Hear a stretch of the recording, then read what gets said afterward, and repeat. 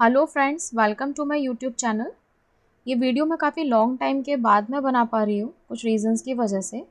But अब regular basis पर आपको मेरे चैनल पर वीडियो देखने के लिए मिलेंगे। तो आइए चलिए हम आज के वीडियो की स्टार्टिंग करते हैं। आज का जो हमारा टॉपिक रहेगा इंडियन रिवर सिस्टम है। तो हम सबसे पहले ये समझ लेते हैं कि हमारे इंडिया का लैंड एरिया कितना है और कितने रिवर सिस्टम्स में हमारे इंडिया के रिवर्स को डिवाइड किया गया है।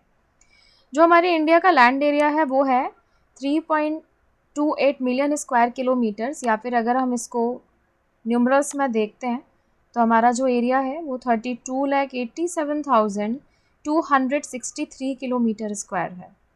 और इसमें डाइवर्सिफिकेशन भी देखा जाता है काफ़ी सारा इकोसिस्टम में।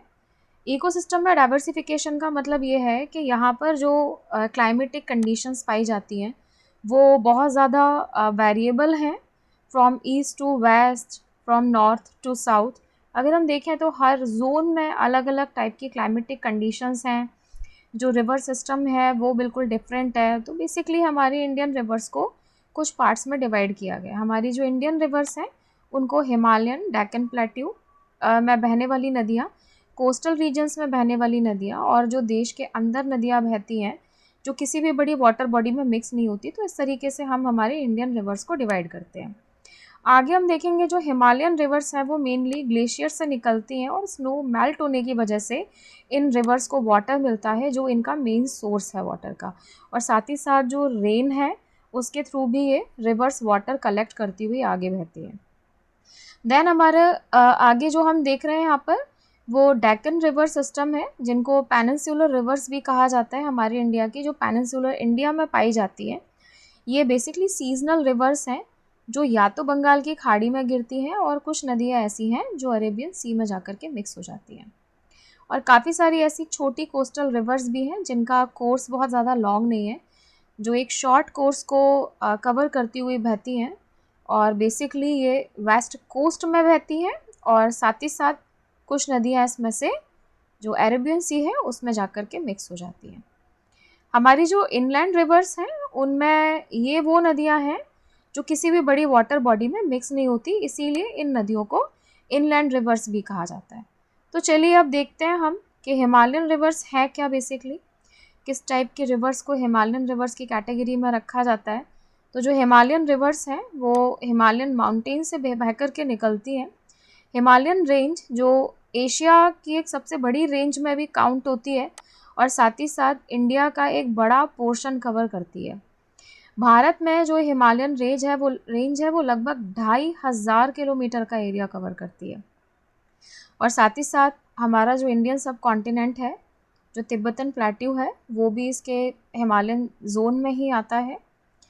इसमें काफ़ी सारी हाईएस्ट पीक्स भी पाई जाती हैं, जैसे कि इसमें एक एग्जांपल दिया हुआ है माउंट एवरेस्ट का। काफ़ी सारी ऐसी पीक्स हैं, मोर देन 100 पीक्स हैं जो हमारे इस माउंटेन रेंज में अवेलेबल हैं। और इनकी जो हाइट है वो अगर हम मीटर्स में देखें तो 7,200 मीटर्स, और अगर हम फीट में देखें तो 23,600 फीट्स, एक बहुत बड़ी हाइट हो जाती है। मीन सी लेवल से हम लोग इस हाइट को मेज़र करते हैं। दैन जो हिमालय है वो कई सारी कंट्रीज़ की जो बाउंड्री है उसको टच करता है, जैसे कि नेपाल, चाइना, पाकिस्तान, भूटान, इंडिया, अफ़गानिस्तान। और साथ ही साथ हमारे देश का जो कश्मीर वाला हिस्सा है, जो एक डिस्प्यूटेड रीजन भी है पाकिस्तान, चाइना और भारत के बीच में, जो इस हिमालयन जोन में ही, हिमालयन रेंज में ही लाई करता है, जहाँ पर हमारे भारत की, पाकिस्तान की और चाइना की जो सेना है वो हमेशा ही तैनात रहती है। यहीं से कुछ मेजर रिवर्स बह कर के निकलती हैं, जैसे कि इंडस रिवर और रिवर गंगा और सांगपो। सांगपो जिसको भारत में ब्रह्मपुत्र के नाम से भी जाना जाता है। साथ ही साथ ये ब्रह्मपुत्र नदी आगे चल कर के गंगा रिवर से मिलकर एक बड़े डेल्टा का भी निर्माण करती है, जिसको सुंदरबन डेल्टा कहा जाता है, जो दुनिया के सबसे बड़े डेल्टाज में से एक है, जो हमारे इंडिया का वेस्ट बंगाल और साथ ही साथ हमारी नेबरिंग कंट्री यानी कि बांग्लादेश के एरिया को भी कवर करता है। तो जो हिमालयन रिवर्स हैं वो एक बहुत बड़ा ड्रेनेज बेसिन बनाती हैं। साथ ही साथ ये बहुत ज़्यादा क्राउडेड प्लेस भी है, क्योंकि भारत की जो ज़्यादातर पॉपुलेशन है, जो मोस्टली पॉपुलेशन है, वो इसी जोन में पाई जाती है। जैसे कि आप मैप में यहाँ पर देख पा रहे हैं, ये इंडिया की मेजर रिवर्स हैं और जो यहाँ पर रिवर्स दिखाई गई हैं वो ज़्यादातर नदियाँ आपकी हमारे जो नॉर्थ वाला पार्ट है उसकी नदियाँ हैं, जिनका जो सोर्स है वो हिमालय के ग्लेशियर्स हैं।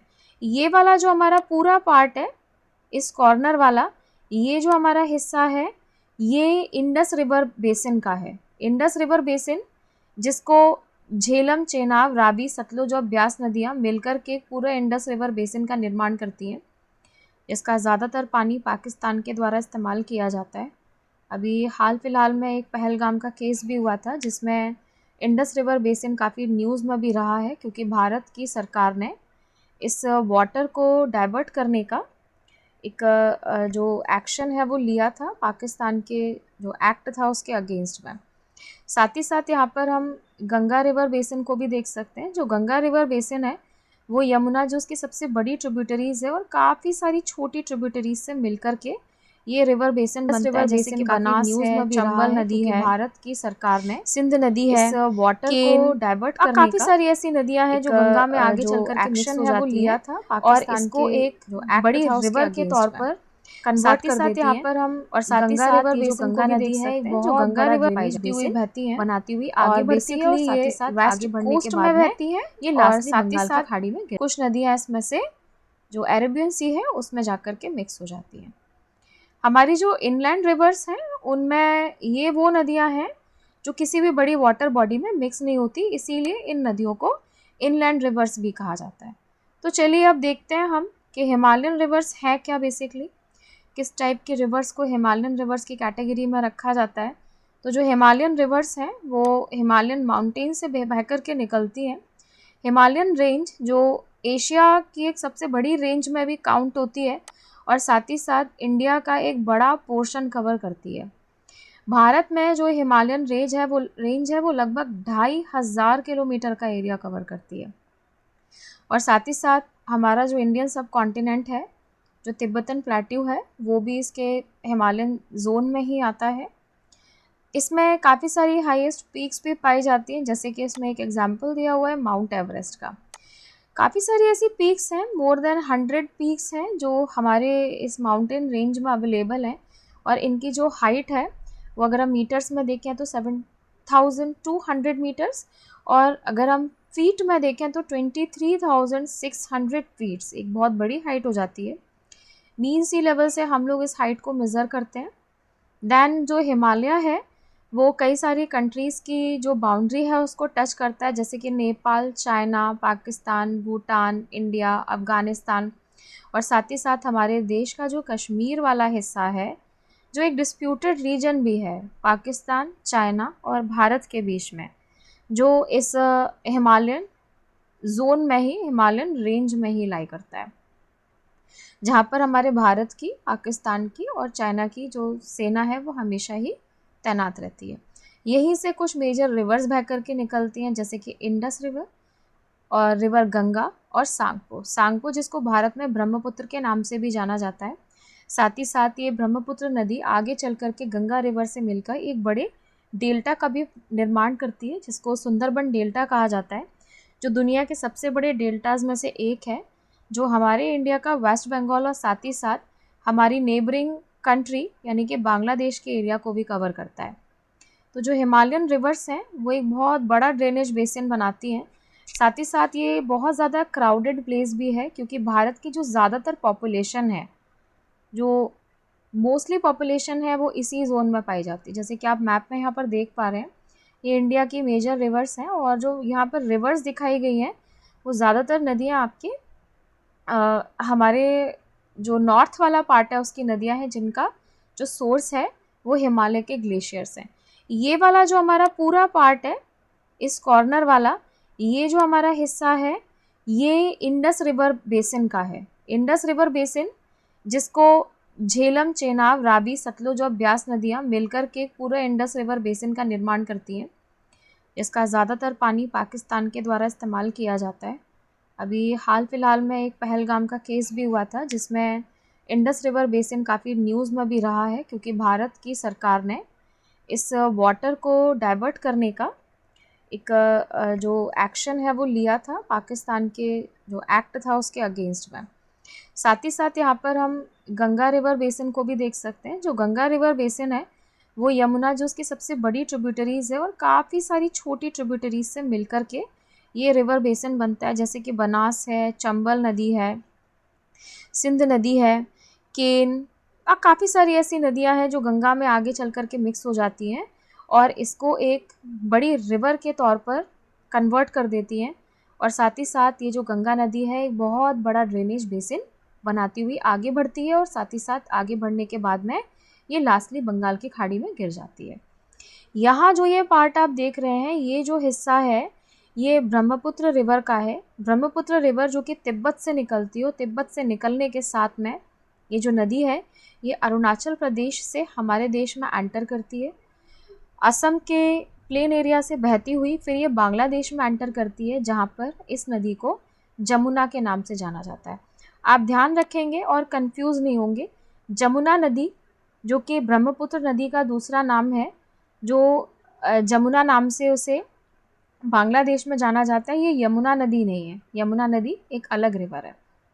तो आइए अब नेक्स्ट टॉपिक की तरफ हम आगे बढ़ते हैं। जो नेक्स्ट टॉपिक है हमारा वो इंडस रिवर बेसिन ही है। अब हम इस रिवर बेसिन को समझेंगे, जो हमारे देश का एक सबसे बड़ा बेसिन भी कहलाता है, इंडस रिवर बेसिन, क्योंकि यहाँ पर काफ़ी एग्रीकल्चर को सपोर्ट करता है ये एरिया और साथ ही साथ यहाँ पर काफ़ी सारी पॉपुलेशन भी हमारे देश की निवास करती है।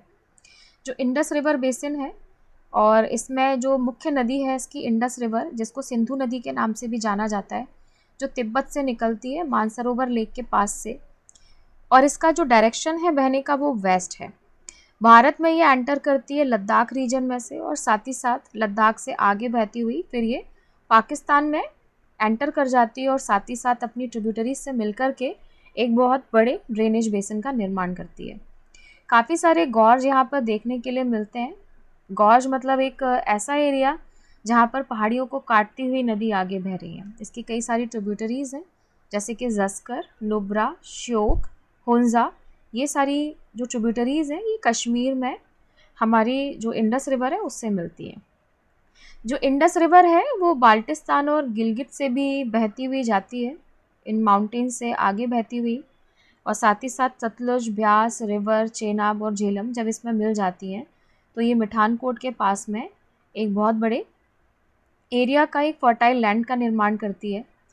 इसका जो डायरेक्शन है वो आगे चल कर के साउथवर्ड हो जाता है, मतलब ये नीचे की तरफ बहने लगती है और फाइनली जाकर के अरेबियन सी में मिक्स हो जाती है, ईस्ट कराची के पास से बहती हुई। तो यहाँ पर ये कई सारे जेंटल स्लोप्स का भी निर्माण करती है और इसकी जो टोटल लेंथ है वो लगभग 2900 किलोमीटर्स है।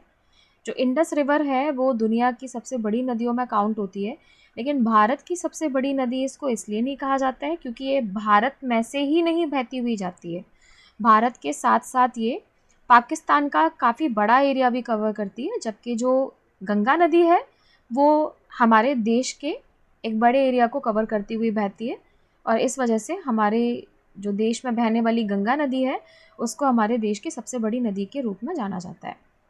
जो ये रिवर बेसिन है इसमें लद्दाख, जम्मू कश्मीर, हिमाचल प्रदेश, पंजाब और बाकी का जो हिस्सा है वो पाकिस्तान का कवर होता है। तो अब हम नेक्स्ट टॉपिक की तरफ आगे बढ़ते हैं। जो हमारा नेक्स्ट टॉपिक है वो है the Ganga river system. Ganga river system एक बहुत बड़ा एरिया, एक इम्पॉर्टेंट पार्ट हमारी कंट्री के लिए। इम्पॉर्टेंट इसलिए भी है क्योंकि एक बहुत बड़ा फर्टाइल लैंड बनाती हुई आगे बढ़ रही है और साथ ही साथ इम्पॉर्टेंट इसलिए भी है क्योंकि बांग्लादेश के और वेस्ट बंगाल के पास में जाकर के ये गंगा रिवर ब्रह्मपुत्र नदी से मिलकर के हमारे इंडिया में एक बहुत बड़ा डेल्टा, जिसको सुंदरबन डेल्टा के नाम से जाना जाता है, उसका निर्माण भी करती है। तो अब देखते हैं गंगा के बारे में। गंगा, जिसको गंगेस के नाम से भी जाना जाता है और पद्मा इसको बांग्लादेश में कहा जाता है, इसकी जो बाउंड्री है वो बांग्लादेश में भी मतलब ये रिवर बहती है। इसकी जो लेंथ है टोटल वो 2525 किलोमीटर्स है और ये जो रिवर निकलती है ये वेस्टर्न हिमालय से निकलती है, इंडिया के स्टेट उत्तराखंड से। उत्तराखंड में जो इसका ओरिजिनेटिंग पॉइंट है वो है गंगोत्री ग्लेशियर। गंगोत्री ग्लेशियर से ये नदी निकलती हुई साथ ही साथ जब ये नीचे बहती है तो इसी के साथ में इसकी एक ट्रिब्यूटरी जो आगे चल के इसकी ट्रिब्यूटरी बनेगी, यानी कि यमुना नदी, जो यमुनोत्री ग्लेशियर से निकल रही है। लेकिन अभी तक ये इसकी ट्रिब्यूटरी नहीं है, क्योंकि यमुना और गंगा जब ये दोनों नदियाँ उत्तराखंड के एरिया से निकलती हैं, ग्लेशियर से निकलती हैं, गंगोत्री और यमुनोत्री ग्लेशियर से, तो ये एक दूसरे के पैरेलल बहती हैं, एक दूसरे के साथ में मिलकर के नहीं बहती हैं, अलग अलग बह रही हैं, पैरेलल बह रही हैं। तो इस तरीके से ये उस टाइम पर एक दूसरे की ट्रिब्यूटरीज के तौर पर नहीं जानी जाती है। गंगा की नदी जो नदी है उसके अगर और भी ट्रिब्यूटरीज में हम देखें तो नेपाल हिमालय से भी कई सारी ऐसी नदियाँ बहती हैं जो इसकी मेन ट्रिब्यूटरीज के तौर पर जानी जाती हैं। जो मेन स्टेम है गंगा की वो देवप्रयाग से स्टार्ट होती है, जहाँ पर ये नदी अलकनंदा रिवर से मिल जाती है। साथ ही साथ एक बहुत बड़े एरिया का निर्माण करती है। तब तक इसको भागीरथी के नाम से जाना जाता है। भागीरथी के नाम से इसको इसलिए जाना जाता है क्योंकि जहाँ से गंगा नदी निकलती है वहाँ से ही इस नदी को सबसे पहले भागीरथी के नाम से ही बुलाया जाता है, इसको पुकारा जाता है। हिंदू मैथोलॉजी में भागीरथी रिवर के बारे में काफ़ी कुछ बताया गया है। तो अब ये जो हमारा पार्ट है ये ख़त्म हो जाता है। तो अब हम नेक्स्ट टॉपिक की तरफ आगे बढ़ रहे हैं। अब जो हमारा थर्ड रिवर सिस्टम रह गया, ब्रह्मपुत्र रिवर सिस्टम, तो इसको भी हम देख लेते हैं। हम देखिए आज हम 3 टॉपिक्स को कवर करेंगे, एक इंडस रिवर, दूसरा गंगा रिवर सिस्टम और तीसरा ब्रह्मपुत्र रिवर सिस्टम।